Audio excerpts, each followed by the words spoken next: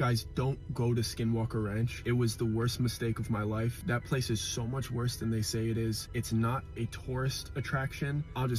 I'm just gonna tell you what happened. I happened to be in Arizona last month and I had a layover flight in Utah for like a full day before I got to come back home. And one of my best friends happened to be in Utah doing interviews for his residency. So we happened to be in the state at the same time and we thought, I mean, like, when's the next time we're going to be here? What's a fun thing we could do here? We didn't really know what to do. And we're like, oh, you know, it'd be a fun bit if we went to go check out Skinwalker Ranch. It would be funny, it would be cool. And we weren't really there to look at Skinwalker Ranch. I didn't think anything of Skinwalker Ranch. I've seen that History Channel show. It looks like a bunch of quacks.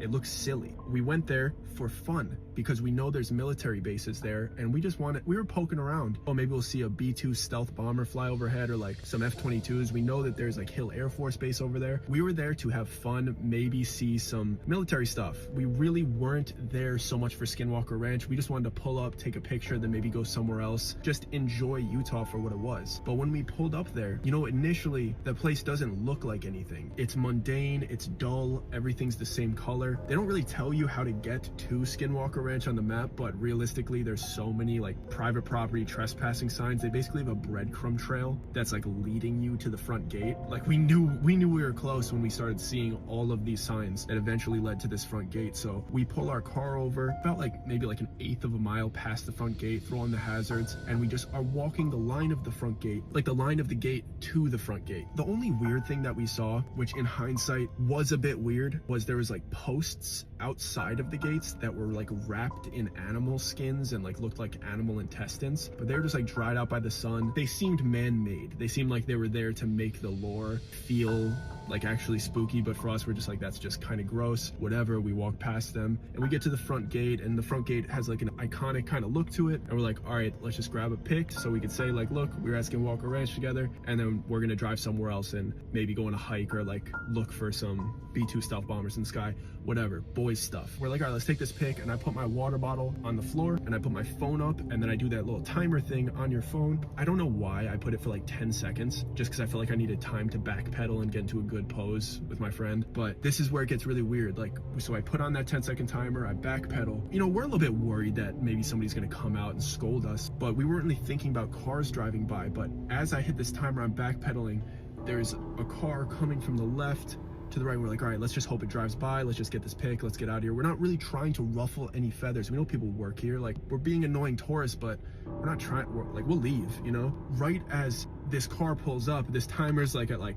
7 seconds, 6 seconds, and a black Chevy Tahoe pulls up to like right in front of my phone. Of course, as we're taking a picture here, big ass black car filled with men in suits. And immediately they're just like, you're trespassing, you can't be here. You could tell that they deal with this all the time. And me and my friend, we just have this timer. We're like, let's just wait a second. Let's let this 3 seconds count down. Let's get this picture. And I give them the most like, hold on, just give us 1 second. Clearly we're taking a picture. This is where everything gets weird, and I can't explain it, and I'm trying to deal with it, and I'm trying to rationalize it to myself and make sense of it. Once the flash went off, like the timer went off for my phone and for the picture, it felt like we entered a soundproof room. Like all of the wind and the sounds of like crackling leaves and just like the sounds of nature and like desert and ranch, it felt like we just entered a soundproof room, like somebody plucked the sound away from us. I don't know if any of you guys have experienced this. Like sometimes like some heightened level of cortisol, maybe this happens, where it kind of feels like you get super hyper aware and like your eyes almost like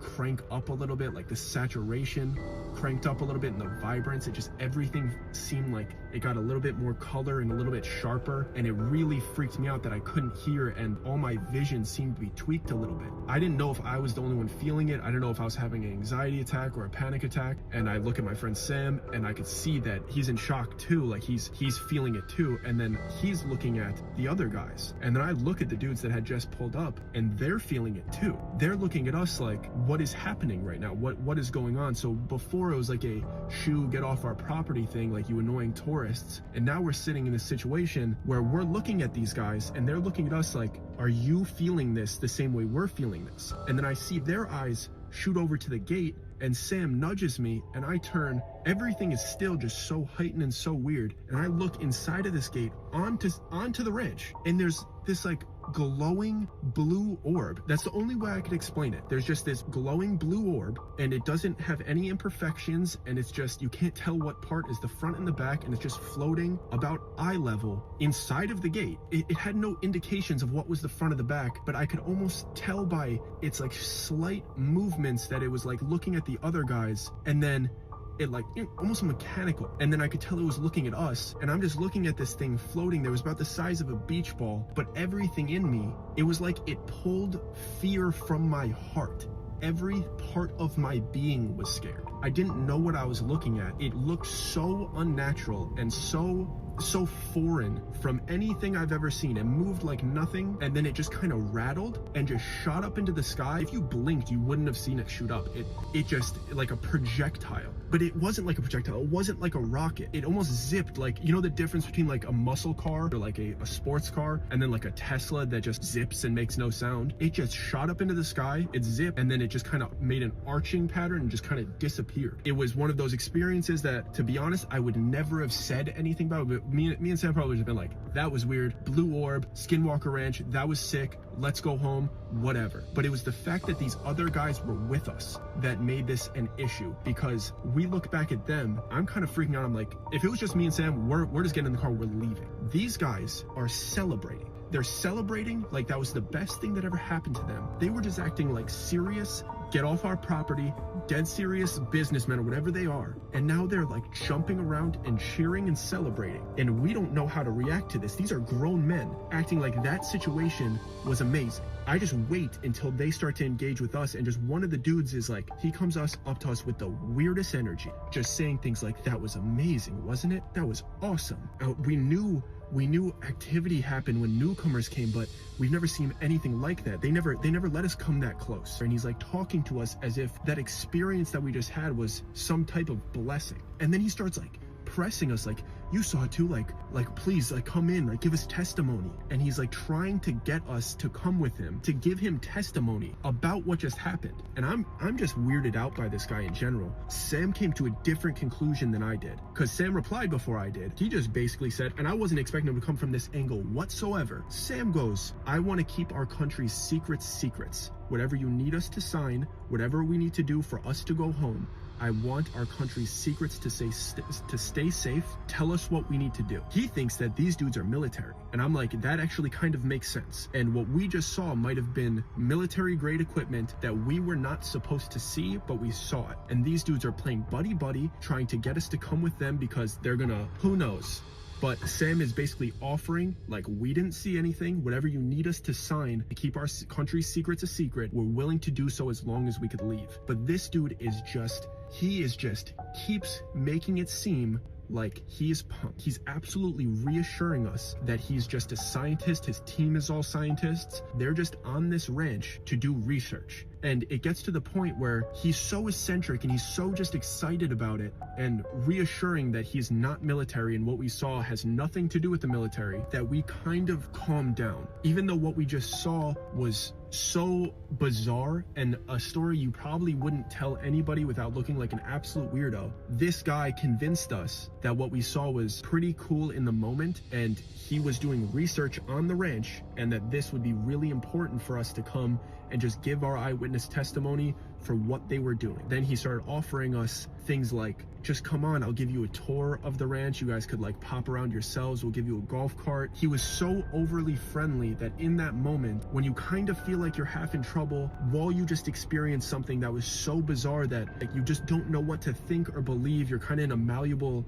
state, like people could influence you. And he had been here. He told us that he lived there and like he was always studying there, and then that was the most amazing thing he'd seen, and he just wanted us to come on to give a testimony. We could have a tour and we could leave. Everything in me wishes I didn't get into that Tahoe and go onto that ranch. Once I closed that door, he seemed so friendly, but it just got weird once we were in the car. He was just going over what happened in such a theatrical way, as if he was like rehearsing the story that just happened to us right then, as if he was rehearsing it to tell other people, and he was like kind of exaggerating it already, and he just seemed a little bit off. And I wish we had gotten out of the car before that gate closed, because once that gate closed, he just looked back. I'll never forget this. This dude just said something along the lines of, if I were you guys, I would never leave. And this man meant it, because he actively tried to not let us leave. This is called the Gorman Ridge encounter. Gorman Ridge is part of the ridge where you find Skinwalker Ranch. This hunter named Travis L., seasoned elk hunter, and so he set up camp, and in the middle of the night, he wakes up and hears like an elk bellow, but it's like elk-like, but it's 3 sharp bursts. Freaks him out, and so unzips his tent, pokes his head out, nothing. And so he just goes back to sleep. Well, the next morning when he gets up, as he's on the trail, he realizes that there are footprints that he doesn't recognize. He said they're 4-toed, about the size of, slightly bigger than a bear's paw print, but they're human-ish. That's weird. I don't know what that is, but he continues to the stand. And so he's hunting. Sun gets pretty low, but then again, he hears the 3 sharp whistles. Now he's like starting to freak out, only this time it's really close, and he looks down out of his tree stand, and looking back up on it is this humanoid thing. It says no fur, leathery skin. It starts chuffing. It's what cats do. It just like vanished. Ooh. Oh, interesting. So I took the description that he gave and I ran it through an AI image generator. Dude. Oh my god. Oh. Dude, if you would have done a jump scare, you would have gotten me. I was like, black screen literally showed my face, and that was kind of the jump scare at the end. Oh, no! That scared me. That is so scary. Let's read another scary Skinwalker story. I decided to join my bestie Karen for a 3-day stay at her grandmother's place on the res. Her grandmother lives near a place called Tuba City, Arizona, in the middle of nowhere but surrounded by rural homes. We go to college together, and I was kind of interested to know about Navajo tradition. The first day we stayed, it was pretty chill, nothing out of the ordinary, but then her grandma said that a stray dog came out of nowhere and wouldn't leave. To me, it did act kind of strange and was ugly looking. Black, shaggy coat, looked like a mix between a German Shepherd and a lab. That night, we were watching a movie in the living room with the curtains wide open. Grandma was in the kitchen cooking dinner, and we were watching a movie. Next to the window is a medium-sized bookshelf and where DVDs are kept. Karen went to put back a DVD we had just watched, but she freaked out because that stray black dog was staring at us through the window, standing on top of the wood box outside. Not something normal dogs do from my point of view or hers. The other dogs seemed to stay away from it. Karen opened the door and yelled at it to get off the box. It ran off behind the shed. We went to Tuba City to get some groceries, came back to the house. The dog was nowhere to be seen, nothing unusual. Grandma went to visit some people, so it was just Karen and I. About 5 o'clock, we heard someone trying to open the door. Both of us looked outside since there had been no car heard and no dogs barking.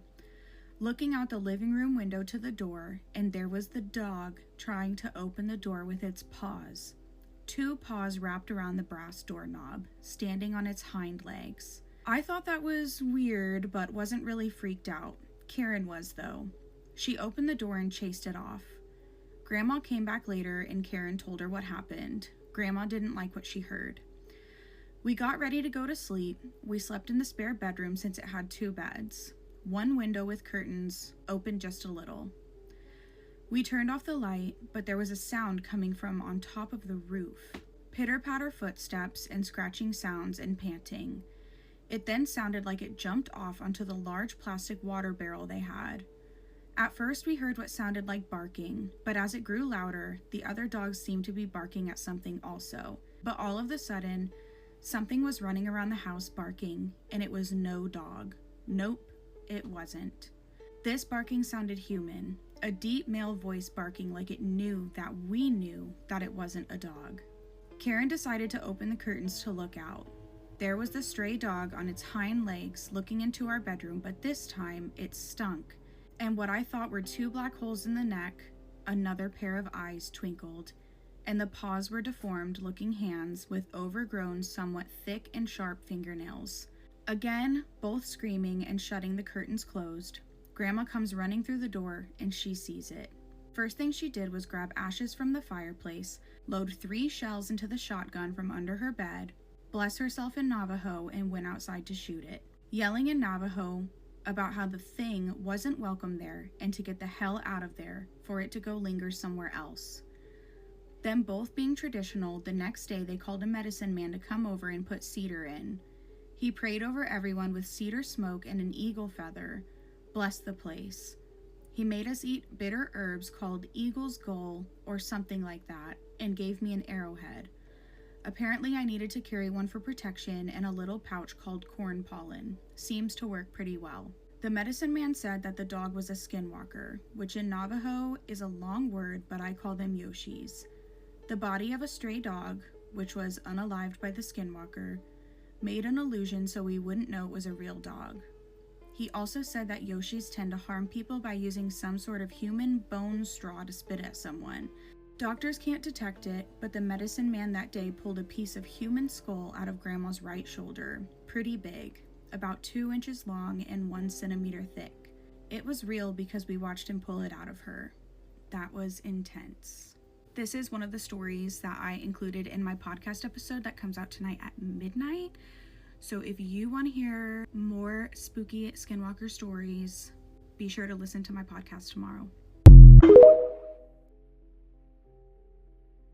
In the early 1990s, the Sherman family moved into a country homestead that spread across 512 acres of northern Utah in a region known as the Uinta Basin. But shortly after moving in, horrifying things started to happen. When Terry and his wife Gwen bought the ranch, it had sat abandoned for many years, and because of that, they bought it well below market value. Upon viewing the home, they noticed that every window and door had multiple deadbolts on them inside and out, and there was a large stake in the front yard with a bunch of chains around it. But they were too excited about the ranch in general to even think twice about this. But shortly after settling in one night, Terry saw a huge animal that appeared to be a wolf creeping towards their livestock. It grabbed a calf in its jaws, and Terry ended up shooting it multiple times. The animal didn't seem hurt, but slowly walked back into the bushes. When Terry went to go check it out, he noticed a foul odor like rotting flesh. Over the next 18 months, the Sherman family would be tormented by something on the ranch. They, along with many friends and family they would have over, would see beast-like creatures lurking in the woods on the property. A few of the family's dogs would be incinerated in the middle of the night. Their cows would disappear and then turn up mutilated, but in an oddly surgical manner, and they would also be drained of blood. The family claimed to see UFOs and strange lights, and they also claimed to see circular doorways appear on the property out of thin air. They finally got so scared that in 1996, after talking to the media, they sold the ranch to Robert Bigelow. Robert was a millionaire in the Las Vegas real estate and was also a UFO enthusiast. So when he heard about the strange occurrences at the ranch and the fact that the Uinta Basin of eastern Utah is a hotspot for UFO sightings, he bought the property. Robert created the National Institute for Discovery Science, and under that he built an observation building on the property. He moved in several scientists and vets to conduct 24/7 surveillance and research. On March 12, 1997, while conducting research in the middle of the night, a biochemist claimed to have seen a large humanoid creature looking at the research team from a tree. It had yellow eyes. The team fired at it and it disappeared, but it left behind a single oval track about 6 inches in diameter with 2 sharp claw prints. Many people on the crew witnessed paranormal activity and strange lights on the ranch. The ranch was then sold to Brandon Fugel, and he named it the Skinwalker Ranch. The Skinwalker Ranch is the most scientifically studied paranormal hotspot in the world. It has a long history of creepy, unexplained activity. What do you guys think? Based on the data, there is an intelligence operating on that ranch that has command over space, time, over consciousness, and I believe has the ability to communicate if we can understand or develop a common language at some point to be able to interact. Eric Bard has had communication with at least one of these entities involved with manipulating the systems that has command over the technology and the platforms. He's definitely seen and documented evidence that we're dealing with an intelligence that does have the desire to communicate. In his case, when the systems were being manipulated and he was dealing with security violations that were occurring repeatedly with our surveillance cameras, he literally asked verbally out loud, if you have something to show me, show me. If you have something to tell me, tell me. And in that instant, the screen morphed, melted, and digitally composed letters. He proceeded to record and screen capture in real time what was happening with the equipment, and what was revealed was what I believe to be compelling evidence that we're dealing with an intelligence that is at least willing to acknowledge and wants their presence known. It essentially had the simple response, again, instantaneously, of I living. You're shitting me. So Whoa. Eric Bard, in response to a host of issues with the security cameras registering that there was something triggering the motion sensors, that there were countless events occurring, upon giving that command, saw the entire screen morph and form the letters I living, and then snap back. All documented, all caught on camera. That has yet to be fully addressed on the docuseries, but is going to be addressed in the future. And it's really his story to tell, but if he were here, he'd be telling you the same story. It was compelling evidence that we're dealing with an intelligence on the ranch that has the ability to manipulate technology and systems instantaneously, and has the ability to communicate, and has intention. There's volition.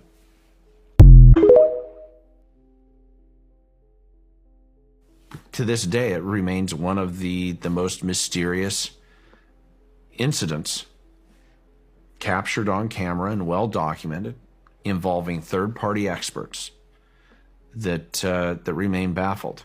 We had a young calf, a 2-year-old calf, perfectly healthy, die just south of Homestead 1, right there near the fence line, and investigated that incident. Of course, we had multiple smartphones that were malfunctioning, both an iPhone and a Samsung Galaxy device that were both malfunctioning simultaneous with the investigation and discovery of the cow. We had, elevated gamma and other readings that were documented. And then, of course, an object that was captured by the camera surveillance going over right above that cow right about the time that it died, that it fell over. And I think one of the most intriguing parts of that part of the investigation is the fact that even when bringing out the Utah State veterinarian, again, this is the veterinarian for the state of Utah with the Department of Agriculture, who comes out over a year after the cow died to inspect the site, to inspect the carcass, finding no predator activity. It had remained completely untouched, mysteriously, on a piece of property where nothing survives. Any dead animal is quickly dispatched by any number of coyotes. Are you saying the cow had not decomposed and it wasn't drugged off by predators or anything? No predator or scavenger activity had touched it. In a year? Over a year. Wow. The Utah State veterinarian proceeded to order tests, actually took samples. Those tests revealed that there was no poisoning. There was nothing unusual that they could point to that would account for the absolute lack of predator or scavenger activity. And I mean, we have something called the hitchhiker effect that we have been documenting, which is the phenomena where people who come out to Skinwalker Ranch and participate in various experiments and visit, when they leave and they go home, things follow them, whether it be orbs, poltergeist-like phenomena. Strange things follow them home in some cases terrorize their family. I've had a number of people on my team that have unfortunately ended up in the hospital with strange illnesses and injuries that the medical professionals state defy any conventional explanation. Have you heard of the hitchhiker effect? Tons of people have talked about Skinwalker Ranch, but I haven't seen that many talk about the hitchhiker effect that people seem to experience after visiting there. So basically, it's that when people go and visit Skinwalker Ranch or they have to work there for something, they tend to bring home what is called a hitchhiker.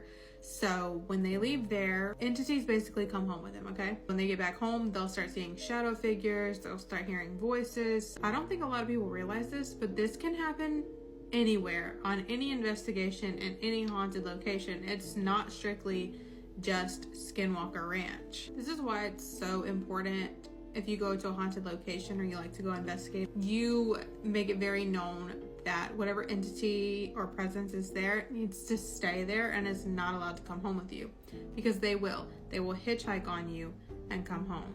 Now they start feeling better, and the camera is catching all this in multiple shots, and it's a cloud. You can't count them. There's thousands, and it's in a cloud formation, and only on the periphery are you able to start to see some individual ones. When former Skinwalker Ranch owner Robert Bigelow finally revealed what really happened on that property, he admitted one thing no investigator was prepared for. The paranormal phenomenon didn't stay on the ranch.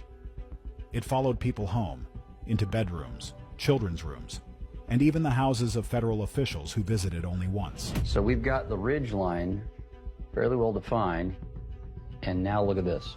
Whoa, there it is. Go back. What is that? And every time someone tried to investigate it, it got worse. What Bigelow exposed didn't just rewrite the investigation, it rewrote the risk. And the most disturbing part? The ranch wasn't the final destination, it was the starting point. This video breaks down exactly what Bigelow experienced, the government's response, and why he believes the ranch is only the starting point of something far more dangerous: the phenomena. From the moment Bigelow took control of Skinwalker Ranch, one fact became impossible to ignore. The paranormal activity didn't stay on the ranch. It followed people. Robert Bigelow was no ordinary ranch buyer. He was a Las Vegas hotel magnate turned aerospace pioneer, someone who'd already funded research into consciousness, UFO encounters, and unexplained aerial phenomena. When he purchased Skinwalker Ranch in the 90s, he didn't do it for cattle or land. He did it because he believed something there was real, and he was willing to spend millions to prove it. But even he underestimated what he had just stepped into. Investigators began noticing a pattern that set the property apart from every other alleged hotspot in the country. After spending extended time on site, Bigelow and members of his research team reported disturbances inside their own homes: sharp localized knocks, footsteps in empty rooms, and sudden impacts against walls with no physical cause. His wife described sensory events that could not be explained by temperature shifts, settling structures, or household appliances. Then others started reporting the same thing. Researchers, contractors, and federal personnel who visited the ranch described unexplained lights appearing in their houses, abrupt noises that didn't match mechanical sources, and sudden pressure changes in sealed rooms. In several cases, the first disturbance happened within 24 hours of leaving the ranch. In others, the events appeared weeks later without warning. Environmental testing found no electrical issues, no air pressure anomalies, and no structural faults. Every possible conventional explanation fell apart. Bigelow later said, "Nobody believed me." And for a while, no one did, until unrelated personnel, interviewed separately and across different states, began repeating the same details he had once kept to himself. Once the pattern became undeniable, the team realized something critical. On-site monitoring would never capture the full scope of the phenomena. Something had been running the ranch for a long time, possibly long before Bigelow ever set foot on it. And if Bigelow thought the activity on his ranch was intense, he had no idea what the previous owners had already survived: the transfer of ownership. Before Bigelow ever set foot on Skinwalker Ranch, the land already had a reputation, and the people who lived there before him, the Sherman family, We're dealing with things no rancher anywhere could explain or prepare for. The trouble started with their animals. Cattle were found dead with surgical clean cuts, no blood, and no tracks leading to or away from the bodies. Predators leave a mess. These injuries looked deliberate, controlled, precise, and every loss pushed the family deeper into financial danger. Then came the sky. The Shermans reported glowing shapes moving silently above their fields, lights that changed direction instantly, brightened without warning, and hovered low enough to illuminate the ground in perfect circles. Sometimes their equipment malfunctioned the moment the lights appeared.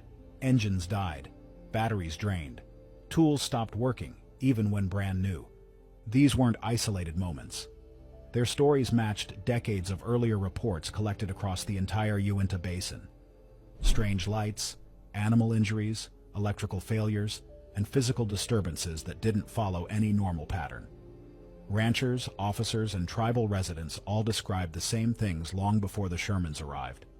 This was the pattern Bigelow paid attention to, because when he bought the ranch, he wasn't just buying property. Bigelow buys the ranch. He hears about these stories going on this one property, flies in, meets with the rancher. By this time, that rancher and his family had lived on the ranch for 20 months, and they were so scared that he, his wife, and his 2 kids were all sleeping at night in the same room because it had messed with them so badly. Their property had ghost-type activity, poltergeist kind of things, trickster activity. For example, the wife goes shopping to the grocery store. She buys all this food, comes back, puts it on the table, takes out, puts it in the shelves, leaves the room, comes back in, all the food's back in the bag. She would take a shower in the morning, locks the door, puts a towel and a hairbrush on the cabinet, gets out of the shower, door's still locked, hairbrush and towel are gone. Dad's out in the field. He is using a post hole digger, heavy piece of equipment. He stops for a second, wipes his brow, looks back, and it's gone. And they find it 2 weeks later up in a tree. They start hearing voices at night in the air, speaking a strange language. They start seeing shapes outside the window at night, big lurking humanoid shapes, hearing heavy footsteps outside, then hearing heavy footsteps inside. Then their animals started being mutilated. Cows, the tracks would lead out into the snow and then just be gone. Calves, mutilated, cut up with surgical precision. Cats, wiped out, cut up, carved up. Dogs that were vaporized. Hundreds of these incidents.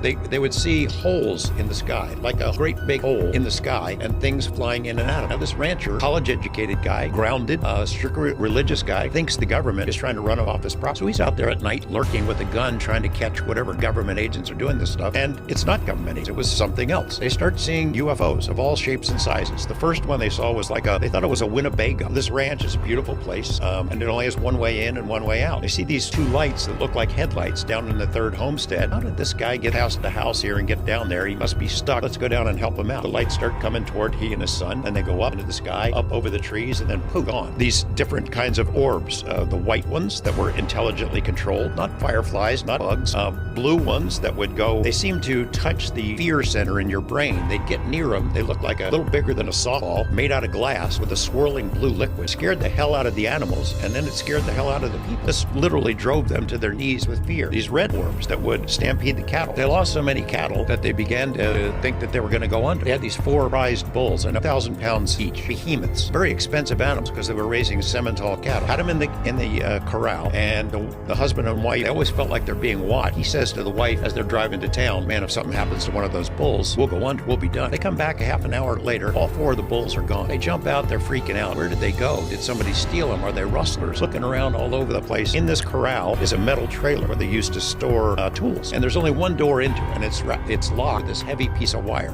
The door's still locked, the wire is still on there. The guy, just as a last resort, he looks into the grating on top of this trailer, and there's the 4 bulls inside. Door's still locked. They're all crammed in there. Now you could take a forklift. You could have a team of 50 people, and they couldn't get those bulls in that trailer, but there they were. He yells to his wife, "Hey, honey, they're in here." And when he says that, the bulls wake up as if out of a trance. You remember that first episode of Skinwalker Ranch where they hit the ranch superintendent with a directed energy weapon? No? Let's watch. One day I decided to do some digging, and then 3 days after, I noticed that I had a goose egg on the back of my head. By the time I let my wife finally take me to the emergency room, the goose egg had actually spread through my entire head. My scalp separated from my skull. The pain is so excruciating. I've never felt anything like it before in my life. The doctors had no idea what caused it. Hold up. That's the same brain scan that was used in a Vice article. Look at that. But the Vice article one has some extra drawings on there. And what do they say? Well, look, it's the direction of the radiation, and it's coming from above and behind Thomas Winterton. The subject of the article, Dr. Gary Nolan, states very clearly that it's not a UFO, it's an energy weapon being used by a state actor. This is going to come as a shock to a lot of you, but Skinwalker Ranch probably doesn't have anything to do with aliens and has everything to do with exotic weapon technology. Back in 2008, Bob Bigelow, the former owner of Skinwalker Ranch and Bigelow Aerospace, signed a contract with the Defense Intelligence Agency to report on new technologies. The reports they were preparing were meant to encapsulate everything around advanced aerospace weaponry, including lift, propulsion, etc., including the human effects of being in contact with these new technologies. One of these reports deals with the anomalous acute and subacute field effects on human biological tissues. It was prepared by Dr. Christopher Kit Green, and he goes over how various advanced aerospace technologies can expose humans to exceptionally strong exotic fields that can cause all kinds of crazy shit, heating and burn effects, internal neurological psychiatric injury, etc. And quote, since the potential deployment of advanced weapons technology is subsumed under this topic, of interest are not only the side effects associated with possible lift and propulsion field mechanisms of advanced craft architectures, but also the effects from advanced weapon systems as well. These include, but are not limited to, beam weapons and active denial systems, including high-powered microwaves. And these have the ability to cause frontal temporal headaches with millimeter waves, pulses of radio frequency to disorient and destabilize muscular coordination, and at this frequency, they can also cause thermoelastic expansion in the brain, which is pretty much exactly what we saw in Thomas Winterton's injuries. Dr. Nolan, who has Thomas Winterton's brain scans in this Vice article, was working hand in hand with Dr. Green, who wrote this paper. It's funny, you don't hear any mention of skinwalkers in any of these briefs that Bigelow Aerospace put together, so it's looking a lot less like spooky paranormal and a whole hell of a lot more like treason.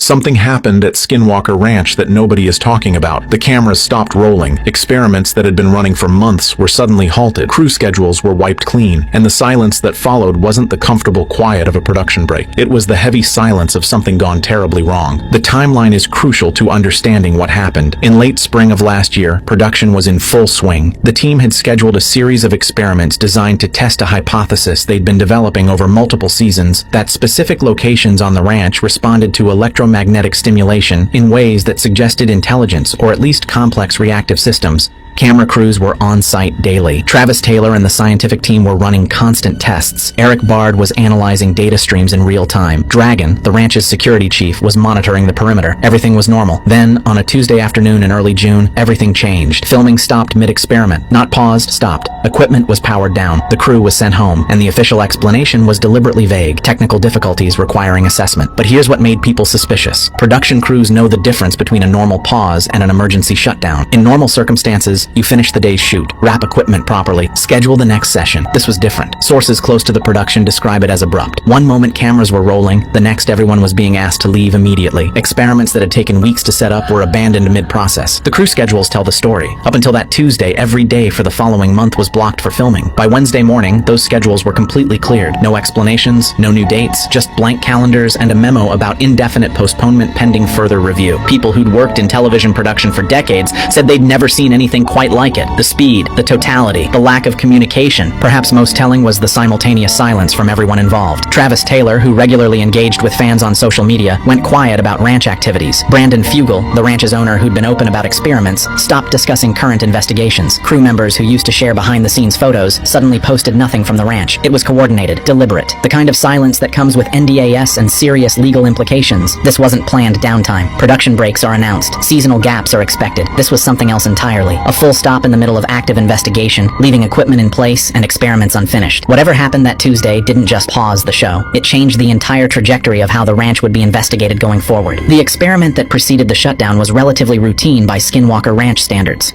The team was conducting electromagnetic testing in an area known for high strangeness, using a combination of RF spectrum analyzers, magnetometers, and high-speed cameras. They'd done similar tests dozens of times. This should have been unremarkable. What made this different was the consistency of the anomaly. In past experiments, strange readings would appear briefly, spike, then disappear. Welcome to Skinwalker Ranch. It was 1994 when the Shermans bought their dream 480-acre ranch in Utah. When they first checked out the dwellings on the property, they couldn't believe the deadbolts holding the doors shut or how reinforced the windows were. They also would find very large chains in the yards that looked like they were supposed to hold back a very large animal. It wasn't long before they realized why the previous owners did this. On a dreary day shortly after they moved in, the Shermans were moving their prize-winning cattle into their new grazing pen with lots of acreage. Everything was going smooth when they saw a large wolf approaching from a distance. Eventually the beast would come up to them, acting very docile. It even let the kids pet it. When suddenly, one of the baby cattle stuck its nose outside of the pen. The beast instantly leaped to the pen 20 feet and grabbed the calf by its nose, the calf crying out as he tore it apart.